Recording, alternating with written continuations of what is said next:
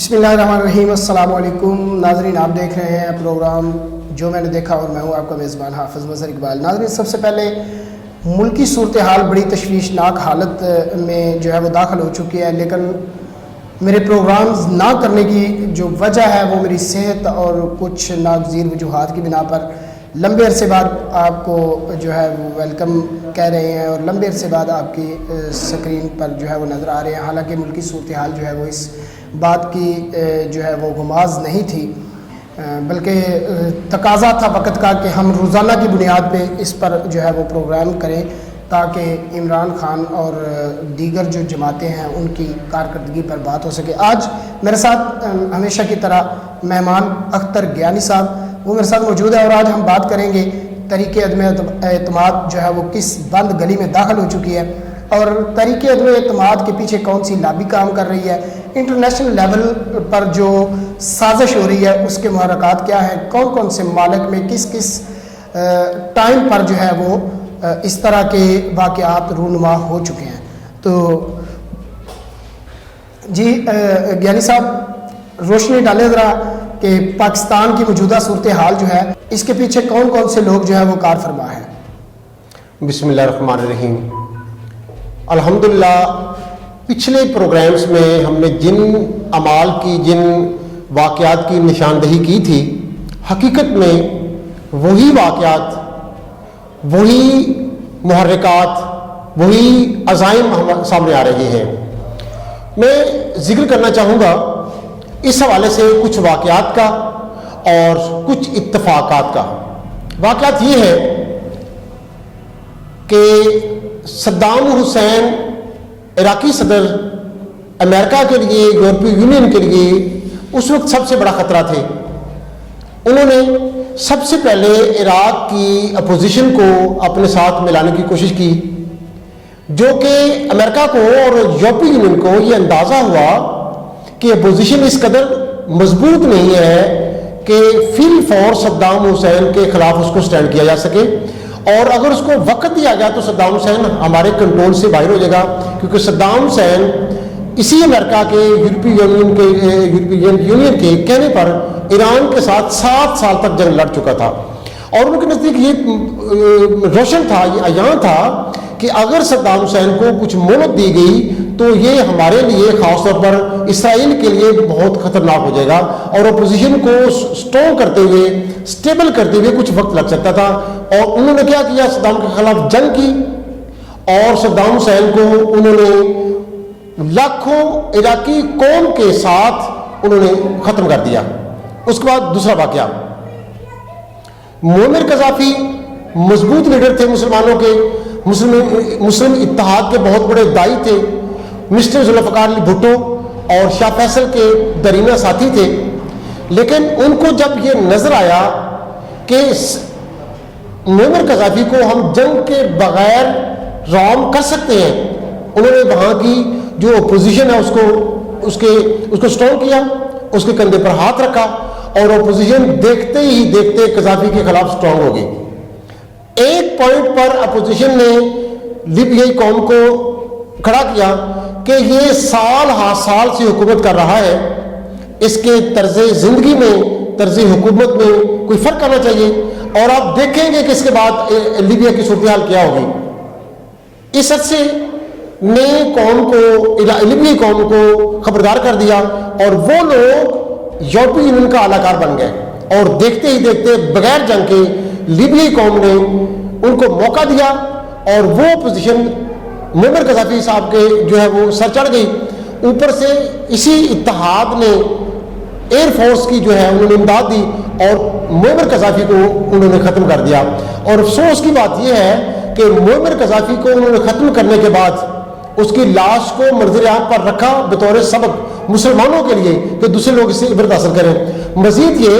कि मुअम्मर कज़ाफ़ी की कब्र को उन्होंने ऐसी जगह बनाया है जहाँ किसी को पता तक नहीं कि मुअम्मर कज़ाफ़ी कहाँ दफन है, ताकि लोग उसके इसाले सवाब के लिए फाता भी ना पढ़ सकें।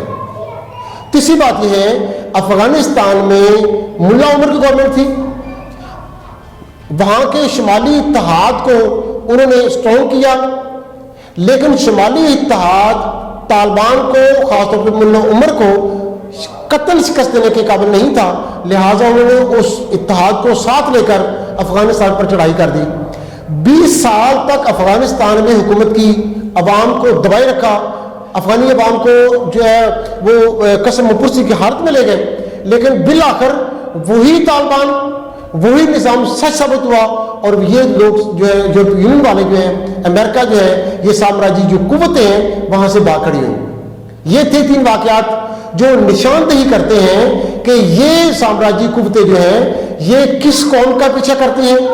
کس شخص کا پیچھا کرتی ہیں، کون سی شخصیت کا کو اپنے لیے خطرناک سمجھتی ہے، اور ان کو ان کے خاتمے کے لیے کہاں تک جا سکتی ہے، کیا کر سکتی ہیں۔ اصل میں جو نیا اتحاد بننے جا رہا ہے، کیونکہ جو ترک کا ان کے ساتھ معاہدہ تھا وہ بھی ختم ہونے کو جا رہا ہے، اور اس کے علاوہ رشیا، پاکستان، ترکی اور دیگر سعودیہ، ایران اور چائنا نے جو آپس میں اتحاد کیا ہے، اور اس کے ساتھ ایک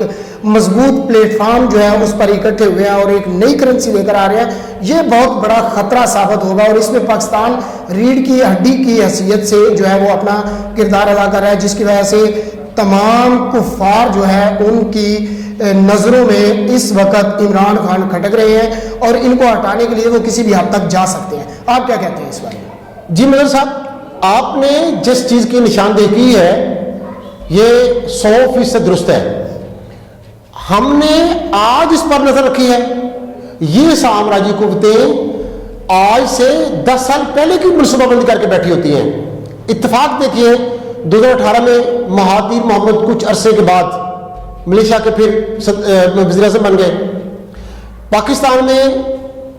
عمران خان اقتدار میں آ گئے، ترکی میں طیب اردگان برسر اقتدار تھے۔ یہ 3 لوگ جب اکٹھے ہوئے، ان کے ذہن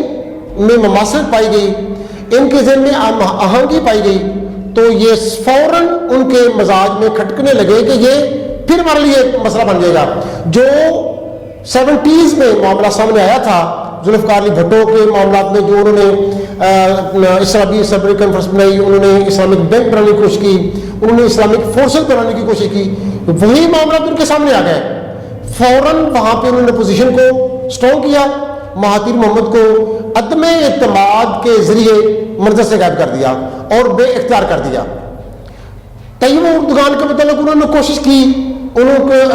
طیب اردگان کو کمزور کرنے کے لیے سب سے پہلے انہوں نے اسٹیپ لیا کہ وہاں کی کرنسی کو انہوں نے گرا دیا، بلکہ حد سے زیادہ گرانے کی کوشش کی۔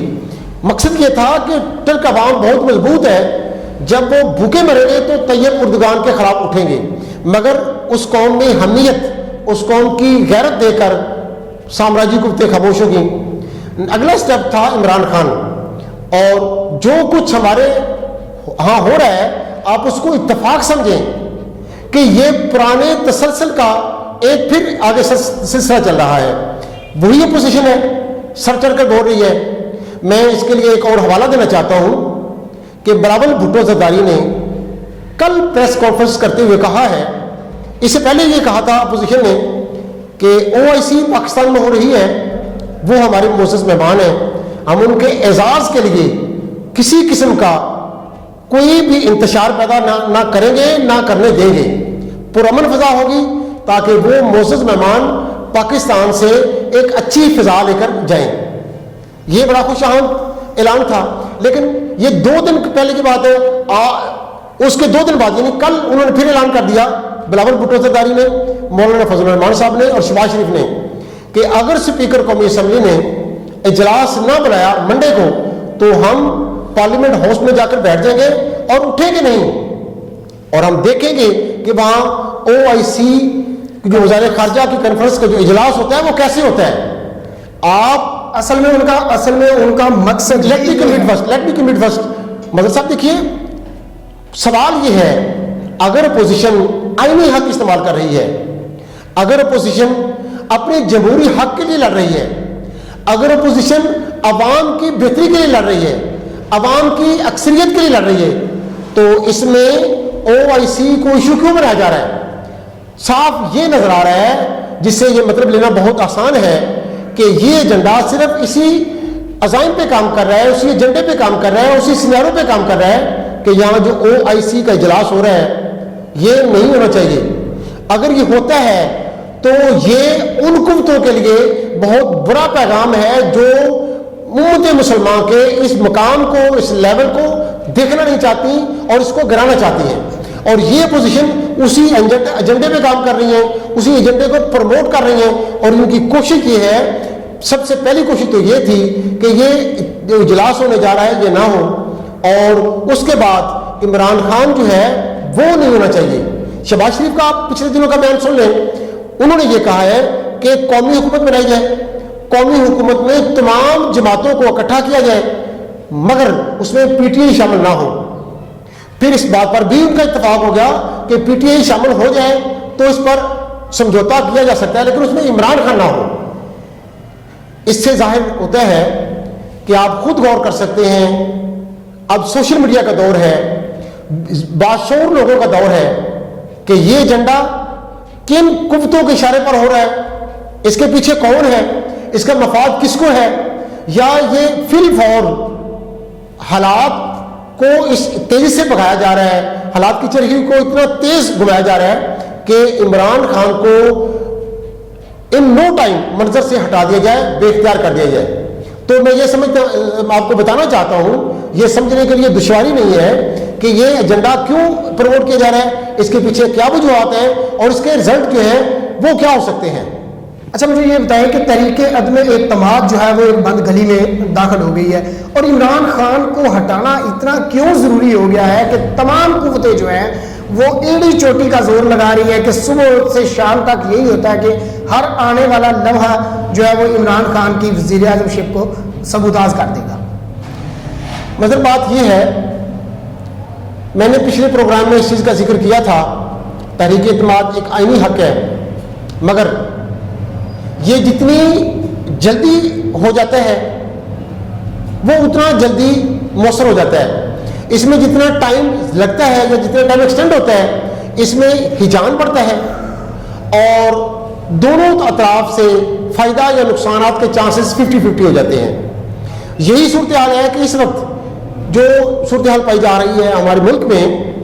امکانات جو ہیں وہ کبھی اپوزیشن کے حق میں چلے جا رہے ہیں, کبھی حکومت کے حق میں جا رہے ہیں, اور عوام بظاہر انجوائے کر رہی ہے, لیکن حقیقت میں بہت پریشان ہے کہ جو ہو رہا ہے جمہوریت کے نام پر, جو منڈی لگی ہوئی ہے, جمہوریت کے نام پر جو کھیل کھیلا جا رہا ہے, اس کے نتائج کیا ہوں گے, اس کا رزلٹ کیا ہوگا, یا کون کو آگے کون سا منظر جو ہے وہ دیکھنے کو ملے گا, یا جس کو ہم جمہوریت کہہ رہے ہیں یہ جمہوریت ہے یا کیا ہے. اب میں آپ کے دوسرے سوال کی طرف آتے ہیں کہ عمران خان کو نکالنا کیوں ضروری ہو گیا ہے. عمران خان کو اس لیے نکالا جا رہا ہے, یہ اس لیے نکالا جانا ضروری ہو گیا ہے کہ عمران خان نے قوم کو شعور دیا ہے کہ غلط کیا ہے, صحیح کیا ہے, اس کو پرکھو. عمران خان نے اس غربت زدہ قوم کو, غربت ماری قوم کو صحت کارڈ دیا ہے. ایک غریب آدمی بھی مشکل ترین اور مہنگی ترین مرض کا آسانی سے علاج کروا سکتا ہے. عمران خان کو اس لیے نکالا جانا ضروری ہو گیا ہے کہ ٹیکسٹائل انڈسٹری کو انہوں نے اپنے پاؤں پر کھڑا کر دیا ہے. اب اس ٹیکسٹائل انڈسٹری کا پہیہ جو ہے وہ گھومنا شروع ہو چکا ہے. آپ فیصل آباد اور کراچی کی صنعتوں کا ایک چکر لگا لیں تو آپ کو اندازہ ہوگا کہ ہمارے جو حالات ہیں ٹیکسٹائل انڈسٹری کے وہ کتنے بہتر ہو رہے ہیں اور کتنی تیزی سے بہتر ہو رہے ہیں. عمران خان کو نکالا جانا اس لیے بھی ضروری ہو گیا ہے کہ امریکہ کے کو للکارنے کا والا واحد آدمی ہے جس نے ایبسولوٹلی ناٹ کہا ہے اور قوم کو بتایا ہے کہ ہم غلام نہیں ہیں, کہ ہم آپ کی بات مانتے جائیں, ہم آپ کو اڈے بھی دیں, ہم آپ کے لیے فیسیلیٹیشن بھی کریں, اور آپ ڈول حملے کریں اور ہمارے بندے بھی ماریں. عمران خان کو اس لیے بھی نکالا جانا ضروری ہے کہ عمران خان نے عوام کو احساس پروگرام جیسے ایسے پروگرامز دیے ہیں کہ جس سے انتہائی غریب جو خاندان ہیں ان کی کفالت ہو رہی ہے. اور وہ لوگ جن اس سے پیچھے تھوڑا سا چلے جائیں کہ بیسک انکم سپورٹ پروگرام جو چلا تھا اس میں کروڑوں کی نہیں اربوں کی کرپشن ہوئی, اس کے کیسز کو آگے فلورش نہیں ہونے دیا گیا. جو ہی کیس آگے ہوا ایف آئی اے نے اس کی جو انکوائری شروع کی تو عدلیہ نے اس پر اسٹے دے دیا اور وہ کیس ابھی تک وہی کا وہی ہے. مسئلہ یہ ہے کہ احساس پروگرام ایسا پروگرام ہے کہ جو بینکوں کے ذریعے ہوتا ہے اور ڈائریکٹ جو صارفین ہیں یا جو کفالتین ہیں ان تک جاتا ہے، اور جس میں ابھی تک اپوزیشن کو بات کرنے کا کوئی موقع نہیں ملا۔ عمران خان کو اس لیے بھی نکالا جانا ضروری ہو گیا ہے کہ اس نے الیکٹرک ووٹنگ کی طرف قدم اٹھایا ہے کہ جو ہم سال سال سے دھاندلی بھی کرتے ہیں، اس کو مذمت بھی کرتے ہیں اور اس پر لانچ بھی بھیجتے ہیں، پھر اس کو اپناتے بھی ہیں۔ الیکٹرک ووٹنگ مشین کو لایا ہے جو اس وقت پوری دنیا میں رائج ہے اور اس میں کامیابی کے اور الزام تراشی کے امکانات کی بہت کمی ہے۔ ایکسپوز کیا ہے ان قوتوں کو جو دھاندلی کرتی ہیں اور دھاندلی کے ماہر ہیں اور جو میڈیا پر آ کے اعتراف کرتے ہیں کہ ہمارے پاس دھاندلی کرنے کے اچھے طریقے ہیں۔ اپوزیشن والوں نے اپنا ایجنڈا یہ بنا لیا ہے، اب وہ کہیں پر بھی یہ کہتے ہوئے نظر نہیں آتے کہ ہم نئی حکومت بنائیں گے اور مہنگائی کو کم کریں گے، ہم عوام کا سوچیں گے، بلکہ ان کا ایجنڈا یہی نظر آ رہا ہے۔ اور وہ اپنے جلسوں میں، اپنے جہاں پر بھی وہ پریس کانفرنسز کرتے ہیں، وہ یہی کہتے ہیں کہ ہم آئیں گے، نیب کے قوانین میں تبدیلی کریں گے تاکہ ہمارے کالے کرتوت جو ہیں ان کو چھپایا جا سکے۔ اس کے علاوہ ہم آئیں گے اور الیکٹرک جو ووٹنگ کا سسٹم آ رہا ہے اس کو ہم ختم کرنے کی کوشش کریں گے۔ اس کے علاوہ جو لوگ فارم میں بیٹھے ہوئے ہیں، جو ہمارے پاکستان کے باہر کے ممالک میں لوگ مزدور طبقہ کام کرتا ہے، ان کا جو ووٹنگ کا حق ان کو ملا ہے اس کو ہم ختم کریں گے۔ اوورسیز کا جو ووٹ ہے اس کو ہم ختم کریں گے۔ یہی ایجنڈا لے کر جو ہے جو اپوزیشن وہ آ رہی ہے، اور اس سے صاف ظاہر ہوتا ہے تو ان کو نہ تو ہماری عوام سے کوئی دلچسپی ہے اور نہ ہی ملک پاکستان کی سلامتی سے ان کو پیار ہے، بلکہ وہ غیر ملکی ایجنڈے کے ساتھ جو ہے وہ کام کرتے ہوئے آ رہے ہیں۔ اور غیر ملکی ایجنڈا جو ہے وہ یہ ہے کہ وہ پیسہ دیتے ہیں۔ اس حد تک ایک امریکن کا قول تھا جس پر بڑی بحث بھی ہوتی تھی، اور آج مجھے وہ بڑی شدت سے یاد آیا۔ اس نے کہا تھا کہ پاکستانی قوم ایک ایسی قوم ہے جس کو اگر پیسہ دیا جائے تو وہ اپنی ماں تک کو بیچ دیتے ہیں۔ تو